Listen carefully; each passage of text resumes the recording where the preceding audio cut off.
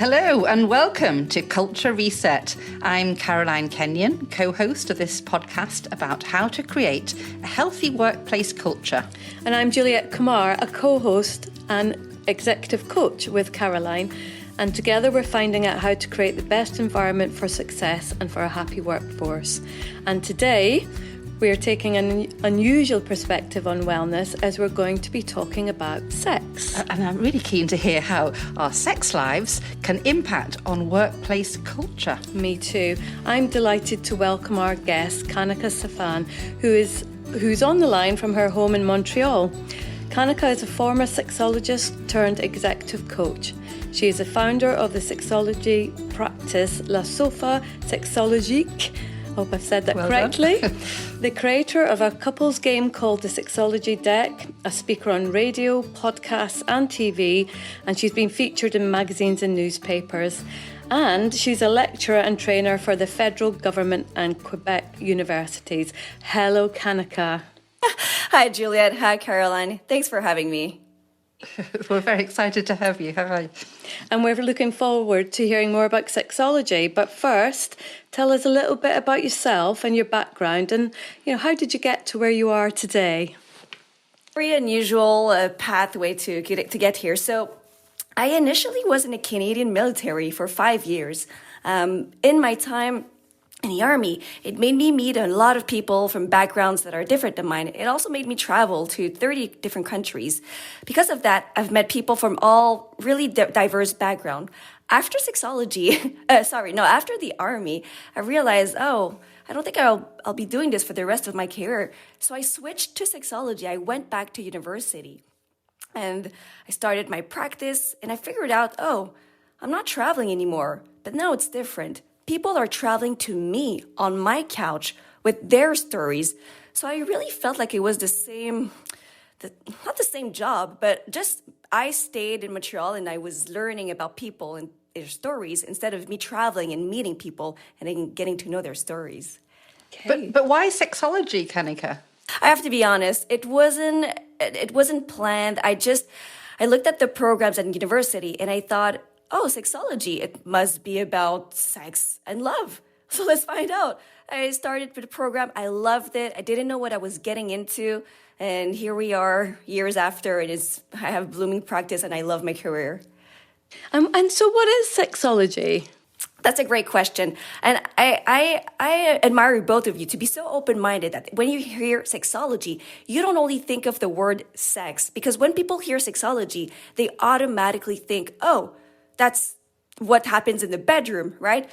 Yes and no, okay? Sexology really encompasses so many themes that I don't think we have time today to delve into that. But what I do, I like to tell people that it's a mix between a psychologist and a social worker. So initially, I was specialized with refugees and asylum seekers to help them integrate into a new country. And now what I do is I mainly help people with their love life and their sex life. So I help people save their marriage or I help them find love and mostly keep love. Okay. So how does that work with executive coaching? How do you bring conversations about sex life into coaching business leaders? Yeah. So people always wonder, what's the link between sexology and executive coaching? So when you think about it, where is the place on earth where tension is the highest, where people are the most stressed to go in those conversations? I'm biased, of course, but I don't think it's in a boardroom. I think it's in a bedroom. So people, executives, CEOs, C-suits, founders, business, at least they will come to me because of their love life. And then we would realize, if I can help you navigate the most sensitive discussion, after that, if you have a problem with a colleague, with a stakeholder, with a business partner, they're kind of the same skills that I'll have to teach you and help you practice, which is delivery or crafting a message efficiently whilst remaining sensitive and stating your boundaries.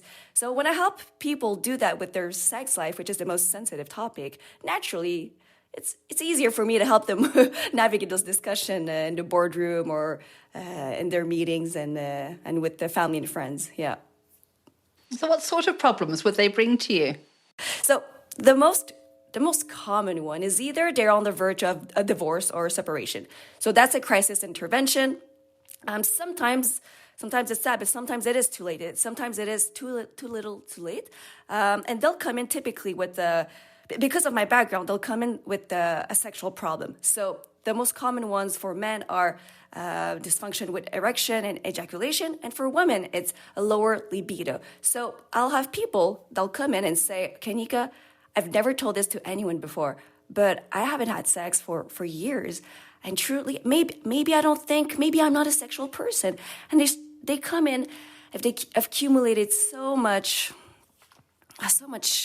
not only tension, but sadness and fear and judgment and thinking that they're broken because they're so ashamed about it. They never talk to this about anyone. Or when they went to see a doctor, and then the doctor told them that basically that they're medically broken, let's say. Okay, that's how the client sees it. So they come in, they have like accumulated so much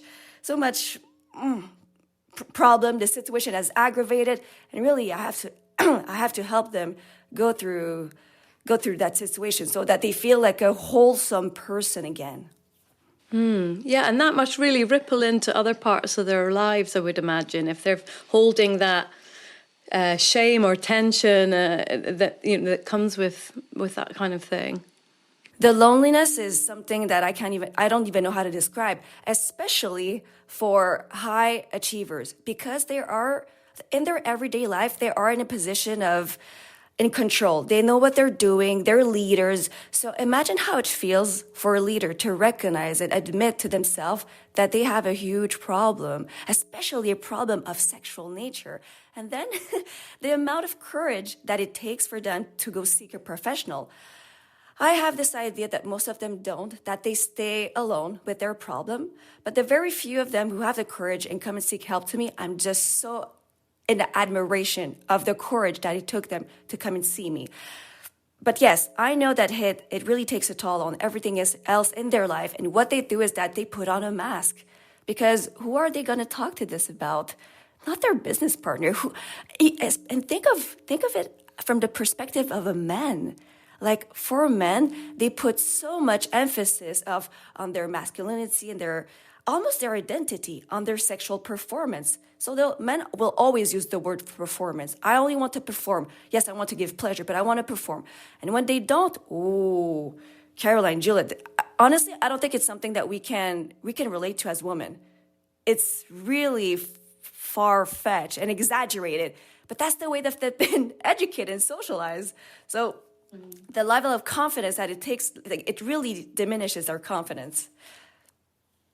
It's part of the ego, isn't it? And being very generalizing, business leaders have an ego, don't they? To lead, to be in charge, to be in control, to be the person driving the business. So that's something sex life not working properly will damage the ego.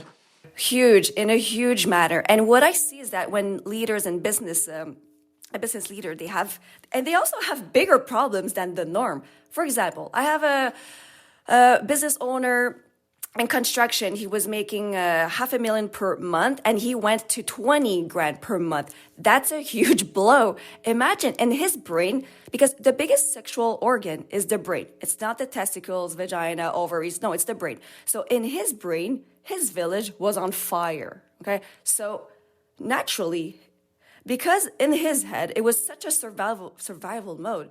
His brain didn't want to procreate and to replicate his DNA. So he didn't have libido anymore.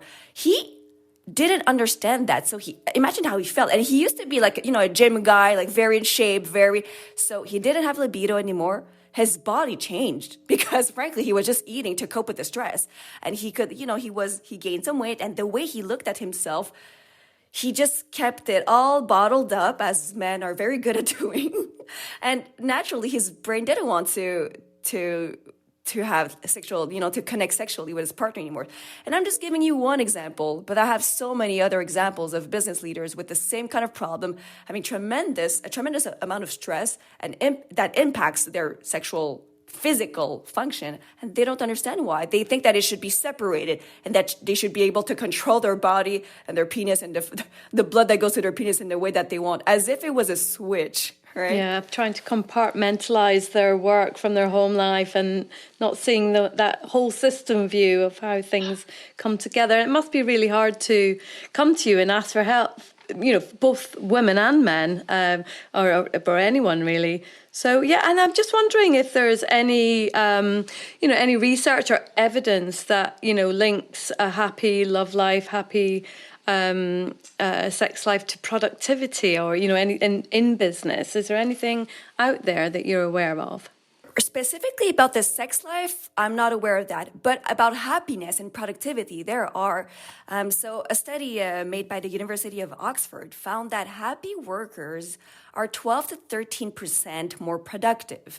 And even if we don't have data and research, we can just use our logic. The last time, like for our listeners, the last time that you either had a big fight with your spouse or that you had just broken up with your partner, like it was fresh, like a day ago, like think of how your concentration was at work. How could you stare at a screen and go about on your day?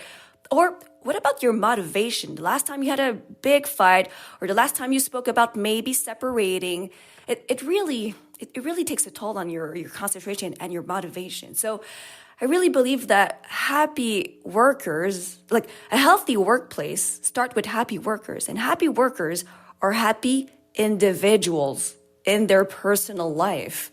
So I think that every organization should stop compartmentalizing and care about how are my workers doing outside of their 9 to 5. Yeah, I get that. I always remember, I come from a healthcare background. I was a nurse and then manager and leader. And yeah, I always remember when I was nursing and the sister on the ward used to say, we'd do handover and she'd go, right, everybody get your faces on. We're going out onto the ward. You have to be, you have to go in there with a persona. But actually, if you're, like you say, if you've just broken up with your boyfriend a couple of days beforehand, you're carrying a lot of pain and shame and guilt and heartache. It's a real emotional situation to go in there and put, like you say, put a mask on, and that's exhausting, isn't it? To put a mask on. It's exhausting. And there's already one advice I'd like to give to people, because I've also worked with the doctors and nurses, and it's not even a 9 to 5. That's a 10. That's a 10 to 10. Those are other type of shifts. So I understand that at your job, sometimes we need to put on a mask. I understand that. But what's really important is for people, when they're off duty, you need to do something with those emotions. Please don't repress them. If you have an emotion, you feel it somewhere in your body.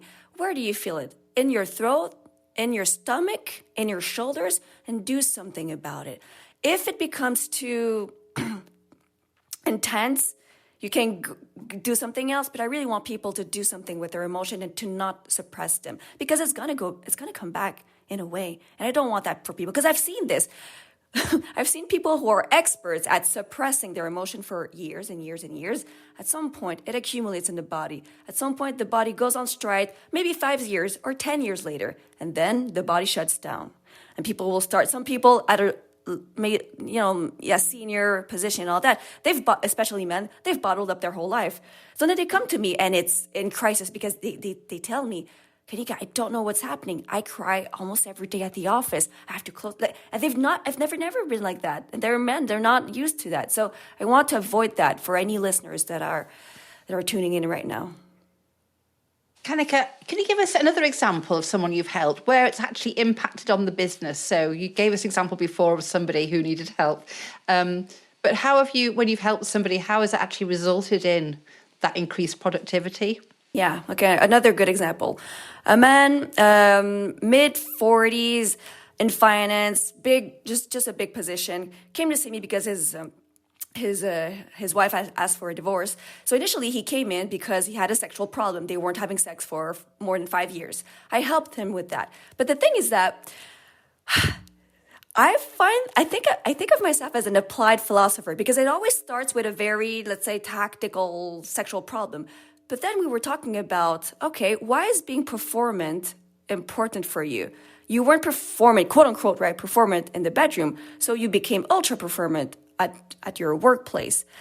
But how did that change? Like coming back at home and going back to an environment where there was subtle and sometimes not so subtle tension. What kind of personality, like how did you become as a man during the last 5 years? And he became bitter. He became a bitter man and more harsh, more direct. So by working on his sexual problem, we worked on his sexual confidence. Then we worked on his masculinity, the healthy kind of masculinity. He also realized that being softer with himself by stopping judging himself so harshly, the way that he showed up with his assistant, with his colleagues, changed. But that took some months to see a difference, right? It's not something you see in a span of 4 weeks. But at the end of our work together, he did tell me, hey, Kanica, I thought that we were only going to talk about my sex life, but it impacted the way that I showed up. And even my assistants noticed the way that I write my email, the way that I give, let's say, orders. My kids have also noticed the way that I parent is gentler. So he still remained himself. He didn't change who he truly was, but the way that he showed up was different because he showed up with himself differently. He stopped being so harsh whenever he didn't have the erection he wanted to. So yeah, that's an example. I hope it's clear. It's an example of how working on someone's sex life, which is the core, the most intimate part of someone, can have positive ripple effects on how they show up and navigate the world. So the interpersonal relationships at work improved as he learned about how to improve his intimacy at home. I think that maybe it's a big statement, but I think that world peace starts in the bedroom. Because if you can navigate your relationship with yourself, and if you can truly be at peace with yourself and with your partner in the bedroom, where conversations are so difficult, if you have those skill set, you will have it with your business partner, with your colleagues, with your children. Because conflict management, yes, we talk about it in the workplace, but conflict management is the most difficult with our favorite person. Because when and that's been studied, when we have an intimate bond with a partner, that person will regulate or the level of hormones in our body, or blood pressure, or heart rate. So imagine the impact of a fight on our physiological system. It really takes a toll physiologically, and I want people to understand that. So if you can solve efficiently problems in conflict with your spouse, you have the skills to do that with everyone else in your life, and it's going to be easier because they're not your spouse. Because, of course, in the bedroom, the stakes are higher than anywhere else, aren't they? In terms of your happiness and your life. That's where the stakes are highest. I think it's the most sensitive and difficult conversation to have. What do you mean by high stakes? I mean high stakes for your happiness. I don't think high stakes for money and things like that. But people will avoid a lot of very entrepreneurs, business people, established, accomplished people will be very courageous when it comes to their business life. But when it comes to their personal life, I can see that they lack a bit of emotional courage. Oftentimes because maybe they don't want to bruise the other person. But I think that by avoiding conversation, you're just breeding resentment and fights in the future. So interesting. Isn't it? Who'd have thought? So, Kanica, have you got any general advice? So not addressing any specifics here, but advice would you give to any of our listeners on how they might improve their love life? They might be going fine, or there might be a way of improving it, or might have a problem, but sort of general advice, what would you say? Perfect. Okay, so I'll start with an anti-advice and then an advice. My anti-advice is to not listen to what society, the media says. It's not true that everybody has that's not true. Most of us think like, oh, I think I'm too bland and boring. But that's not true.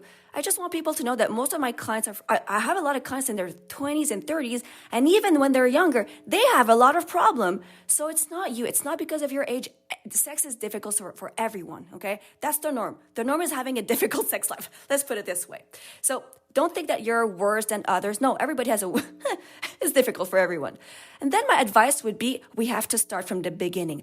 Don't start thinking that you need to Google position or Kama Sutra or Tantric. No. The start is conversation. I know it's boring, but we have to start accustoming yourself about talking about this topic with our partner. And what does it look like when we've never done that? Because most of us, what we do is that people will have a sex life, but they don't talk about their sex life. That's like cooking, but never reviewing the cooking that's done. So what I want people to do is to start engaging that conversation on a weekly basis so it feels natural. I want people, when you talk about their sex life, that it's not, in an awkward manner. So how can people do that? So first of all, I'll put a guided exercise conversation for your listeners, and I'll put it on my website. So they could just follow. It's almost like not a script, it's a guided conversation. And most of the time, when people don't have a guided example, either they can use it on my website or Google something, okay? They will go like, oh, okay, well, we'll talk about what we like and what we don't like. I'm like, yes, but maybe we can just start talking about only what you like, because it's a very sensitive discussion and you don't know how the other person's going to hear that, okay? Because it's something that we're not used to. So start talking about this conversation and bringing it up. And really don't be afraid to use tools online. So there are a lot of decks, just my deck, the sexology deck. It's really just a prompt so that people can use an external excuse to talk about their intimate life in a gradual way, right? There's that. I also suggest any book by John Gottman. So I have one right here. It's The Love Prescription. And there's also 8 dates. Those are fantastic. He's a researcher. He studied for 40 years couples. And they will give you actionable steps of what to talk about with your partner. So when I give that homework, I tell spouse number 1, read that. And then spouse number 2, read it as well. So in one of the resources you've shared with us, there is a list of practical steps that couples can take, including having a hug and a kiss that lasts at least 6 seconds when you reunite with your partner at the end of the day. All of these steps come with a recommended number of seconds or minutes for each action, which sounds very scientific. Is it as easy as that to improve your relationship? Okay, so the 2 things that you mentioned, they're one part of the protocol from John Gottman. So it is scientific. It's just that you mentioned just one part of it. Another part that he mentioned is he calls the State of the Union weekly meeting, which is just what I explained earlier. So what you mentioned is cute, but couples really have to work on the deeper, more difficult things before, which is conflict resolution. After, when that is done, yes, I suggest couples to work on partings and endings. So in the morning, when you part both away from work, you'll have a kiss. And then when you come back home and when you reunite, instead of just letting your partner come in and ignoring him and staying on your phone, you go reunite. And those are very essential ways to start a morning and to welcome your partner at the end of the day. So these are really important rituals, aren't they, for the relationship, would you say?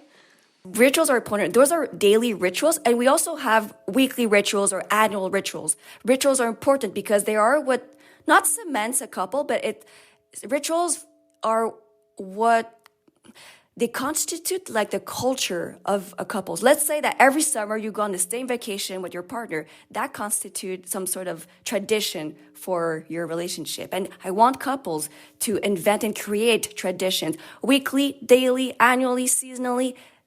That makes up for something. Yeah, that's interesting. I'm just thinking about your annual trip to Scotland. That's your ritual. Certainly is. So, yes. So there's lots of links in our podcast page to some of these fascinating resources. And in the meantime, we're going to draw this conversation to a close. Sadly, I could talk for ages on this. So could you perhaps leave us with 1 or 2 more tips, if I can squeeze those out of you, for ensuring that we have a successful, intimate love life and therefore bring that into our work life? Okay, so the first thing, I haven't prepared this answer, but first thing that comes to mind that I really want listeners to to leave with is that, well, sex is not taboo. We made it taboo. So if you come in a conversation with this awkwardness, this heaviness, well, guess what? The conversation will be awkward and heavy, okay? So maybe first off, start by working on your relationship with sex and intimacy. Second, sex is not something you do. It's somewhere you go with your partner. So instead of thinking about it, oh, I didn't do that enough, or it's not about doing something. It's an experience that you share. So I want people to take away completely the word performance. It's about pleasure. The thing is that performance, the metrics are observable, let's say, and they're universal because we have some ideas of what the performance is. Whereas pleasure is subjective. What is pleasurable for me, for you, for someone else might be totally different. But then the difficulty is that we have to come up with our own definition of pleasure. Pleasure doesn't always include penetration. And that's the big one that I want to tell people. Penetration and sex, they're not synonyms. Yeah. Oh, thank you. That's not amazing. Amazing for our That's listeners really and for us. I'm sorry. fantastic. Yeah, well, I'm sorry we have to leave it there, but thank you so much, Kanica. It's been a real lesson today in hearing how improving your sex life can improve workplace happiness and productivity. Who'd have thought it? Thank you so much, and thank you for listening to Culture Reset. It's goodbye from me, Caroline Kenyon. And it's goodbye from me, Juliette Kumar. And thanks for having me again, Juliette and Caroline. Such a pleasure. Thank you, Kanica. Thank you. And as Juliette said before, you'll find useful links to some of those resources mentioned by Kanica in the podcast notes. And do subscribe so you don't miss future instalments of Culture Reset.